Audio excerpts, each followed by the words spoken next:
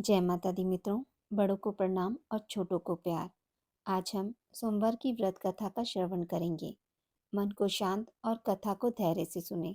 कथा को पूर्ण सुनने से उसका पूरा फल मिलता है। चलिए शुरू करते हैं। एक समय की बात है। अमरपुर नगर में एक धनवान व्यवसायी रहता था। उसका व्यापार बहुत दूर दूर तक फैला हुआ था। यहाँ के सभी नगरवासी उसका बहुत आदर करते थे। उस व्यापारी के पास किसी भी चीज की कमी नहीं थी, लेकिन फिर भी वह अपने जीवन में सुखी नहीं था।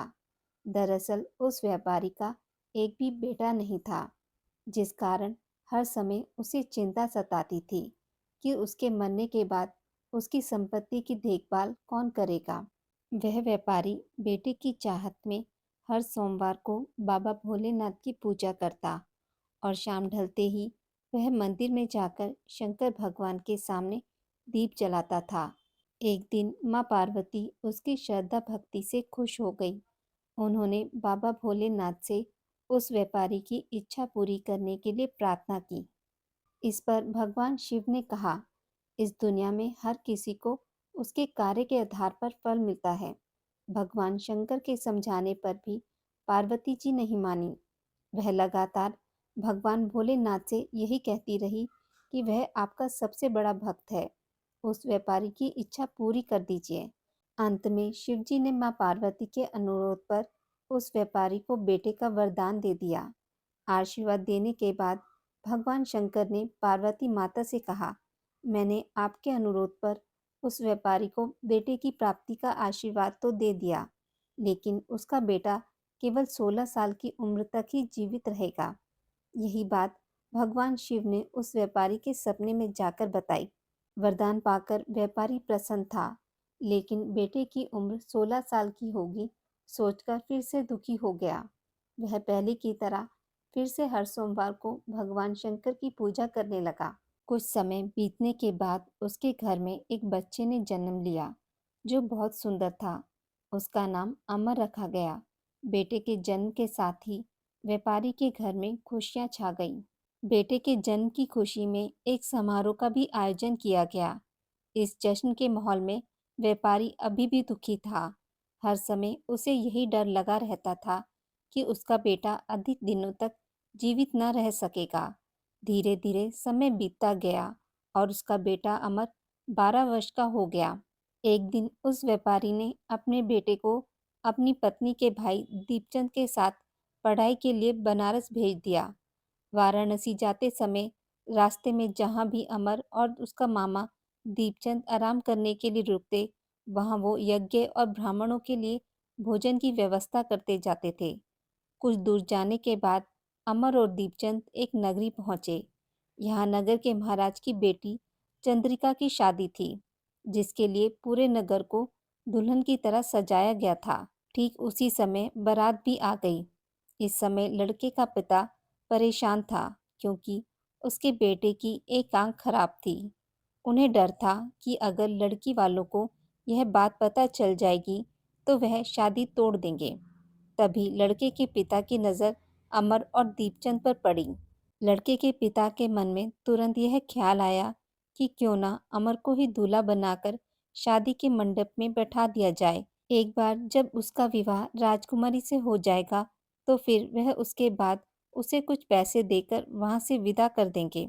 फिर राजकुमारी और अपने बेटे को अपने घर ले आएंगे।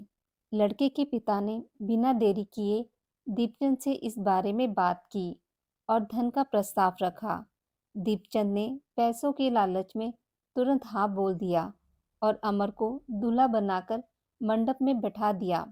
यहाँ राजा ने राजकुमारी का कन्यादान कर विवाह संपन्न कराया और बहुत सारी संपत्ति के साथ अपनी बेटी को विदा किया। शादी के बाद जब अमर वहां से लौट रहा था तो उसे लगा झूठ बोलना सही नहीं है और उसने राजकुमारी चंद्रिका के दुपट्टे पर सारी सच्चाई लिख दी।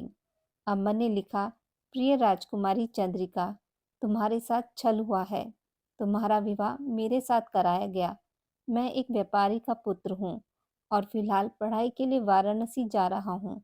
तुम्हारी शादी जिससे तय हुई थी उसकी एक आंख खराब है। राजकुमारी चंद्रिका ने यह सच्चाई जानने के बाद उस लड़के के साथ जाने से इनकार कर दिया और अपने पिता के साथ ही रहने लगी।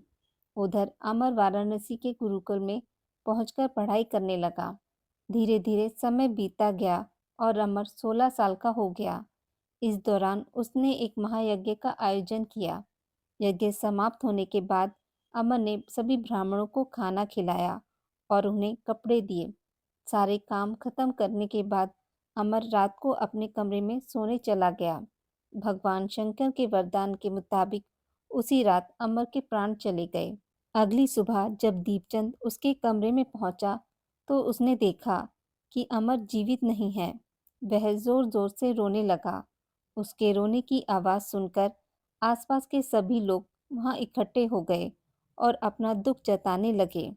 दीपचंद के रोने की आवाज भगवान शिव और माता पार्वती के कानों तक भी पहुंची। यह सुन माता पार्वती ने कहा, हे स्वामी, मैं दीपचंद के रोने की इस आवाज को बर्दाश्त नहीं कर पा रही हूँ। कृपा करके इसके दुख को दूर करें। पार्वती जी की बात सुनकर बाबा भोलेनाथ अमर के पास पहुंचे। यहाँ उन्होंने देखा, यह तो वही बालक है जिसे केवल 16 साल की उम्र तक जीवित रहने का आशीर्वाद मिला था। इसके बाद भगवान शिव सीधे माता पार्वती के पास पहुंचे और कहा, हे गौरी, मरने वाला बालक उसी व्यापारी का पुत्र है। इसने अपनी उम्र पूरी कर ली है। यह सुनकर माता पार्वती ने भगवान शिव से एक बार फिर से आग्रह किया। उन्होंने कहा, स्वामी, आप कृपा करके इस बालक को दोबारा जीवित कर दें। इसे मृत देख इसके माता पिता भी अपने प्राण त्याग देंगे। माता पार्वती ने बाबा भोलेनाथ को याद दिलाया कि अमर के पिता उनके सबसे बड़े भक्त हैं। कई सालों से वह हर सोमवार को उनकी पूजा करते आ रहे हैं। माँ गौरी के अनुरोध पर भगवान शंकर ने अमर को जीवित होने का आशीर्वाद दिया और अमर दोबारा जीवित हो गया। कुछ समय बाद जब अमर की पढ़ाई पूरी हो गई तो वह अपने मामा दीपचंद के साथ वापस अपने गांव चला गया। चलते चलते दोनों उसी नगरी में पहुंचे जहां राजकुमारी चंद्रिका से उसका विवाह हुआ था। यहाँ पहुंचकर अमर ने महायज्ञ किया। तभी पास से गुजर रहे उस नगर के महाराज ने महायज्ञ होते देखा। महाराज ने एक ही पल में अमर को पहचान लिया और महायज्ञ के समाप्त होते ही वो अमर और दीपचंद को अपने साथ ले गए। कुछ दिनों तक उन्होंने अमर और दीपचंद को अपने महल में ही रखा। उसके बाद महाराज ने बहुत सी संपत्ति और कपड़े देकर राजकुमारी को अमर के साथ भेज दिया। महाराज ने रास्ते में उनकी रक्षा के लिए कुछ सैनिक भी भेज दिए। दीपचंद भी महल से अपने नगर को पहुंचा और दूत के हाथों अमर के आने की सूचना व्यापारी तक पहुंचाई। व्यापारी को जैसे ही पता चला कि उसका बेटा 16 साल की उम्र के बाद भी जीवित है तो वह बहुत खुश हुआ। दरअसल व्यापारी और उसकी पत्नी ने खुद को एक कमरे में बंद कर रखा था। वह कुछ भी खाए पिए बिना अपने बेटे का इंतजार कर रहे थे। दोनों ने यह प्रण लिया था कि अगर उन्हें अपने बेटे की मौत की खबर मिली तो वह भी अपनी जान दे देंगे। दूत की बात सुनकर व्यापारी और उसकी पत्नी नगर के अन्य लोगों के साथ अपने बेटे के स्वागत के लिए नगर के गेट के पास पहुंचे। यहाँ उसे पता चला कि उसके बेटे की शादी एक राजकुमारी से हुई है। वह दोनों साथ में आए हैं तो उनकी खुशी दोगुनी हो गई। बेटे और बहू का स्वागत उसने काफी धूमधाम से किया। उसी रात एक बार फिर बाबा भोलेनाथ व्यापारी के सपने में आए और कहा, मैं तुम्हारी भक्ति से खुश हूँ। हर सोमवार को तुम मेरी पूजा करते हो, इसलिए मैंने तुम्हारे बेटे को लंबी उम्र का वरदान दिया है। भगवान शिव की यह बातें सुनने के बाद व्यापारी बहुत खुश हुआ। बेटे का जीवन वापस मिलने के बाद भी व्यापारी हर सोमवार को भगवान शिव जी की आराधना करता रहा। इससे भगवान शिव और माता पार्वती की कृपा व्यापारी के घर में बनी रही। हे भगवान शिव और माता पार्वती, जैसी कृपा आपने व्यापारी पर करी वैसी सब पर करना। कहानी कहने वाले, सुनने वाले और हुंकारा भरने वालों पर भी करना। बोलिए शंकर भगवान और माता पार्वती की जय। आज की इस वीडियो में बस इतना ही। मित्रों, अगर आपको यह कथा अच्छी लगी हो तो मेरे वीडियो को लाइक और शेयर ज़रूर करें और पूजा पाठ से जुड़ी जानकारी के लिए मेरे चैनल को सब्सक्राइब करना ना भूलें। धन्यवाद।